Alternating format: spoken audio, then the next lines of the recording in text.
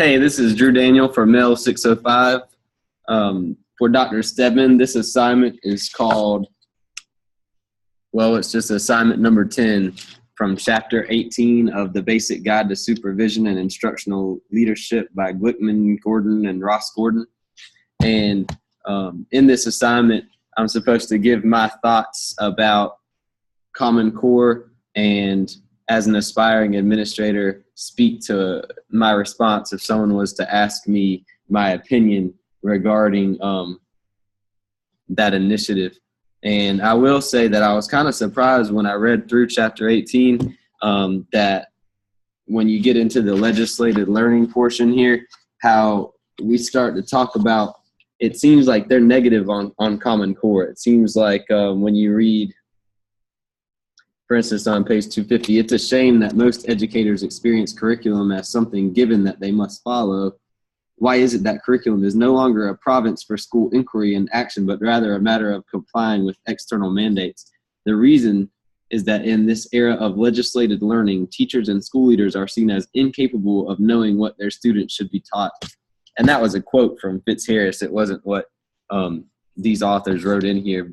But I don't feel that way. I don't see Common Core as being this way. And I had a discussion with my wife, who's an elementary school teacher, about this, because I think Common Core hit her a little bit more hard than it has me, as my curriculum has stayed the same, teaching middle school science for the last several years. But she said it's been frustrating just because it's new. And I think that's the way a lot of things are. But she did say some good things about it. And I think now what I'll craft my response. If someone was to ask me, my feelings about if I was approached by a citizen at a market who knows I'm an aspiring administrator in a district and wanted to ask me about Common Core, I would say that I think it's a good thing. I would say that I think that Common Core is meant to help kids in the long run. And it's not to strip away the freedoms of teachers being able to teach what they want to teach, but rather connecting standards in such a way that's beneficial for children. And the reason we would do that is for equity through consistency. So what I mean by that is, if you have a kid in Massachusetts and they're moving to South Carolina, what they're learning in math in fourth grade needs to connect so they don't come here and fall a year behind. So this is, by being consistent, you promote an equitable educational system, and I think that's really important.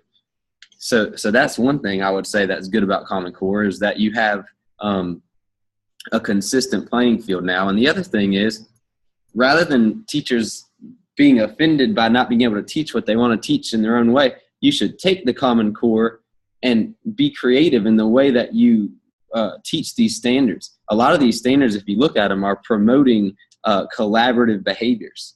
So this gives you the opportunity to teach in such a way using the 4 C's: collaboration, creativity, communication, and critical thinking, and promoting that through the standards. And it gives you time to do that.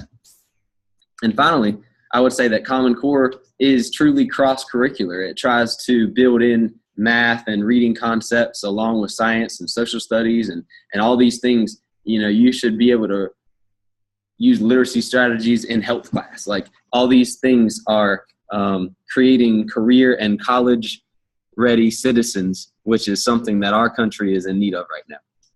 So that's my response. I'm a fan of Common Core, but I'm usually pretty positive about these new initiatives. And I think that teachers should just be instructional designers who use all the tools at their disposal to establish student mastery. And that last little part was not really free of jargon, but hopefully the middle part was easily understood. So thank you, Dr. Stedman. That's my assignment 10. Got one more to go.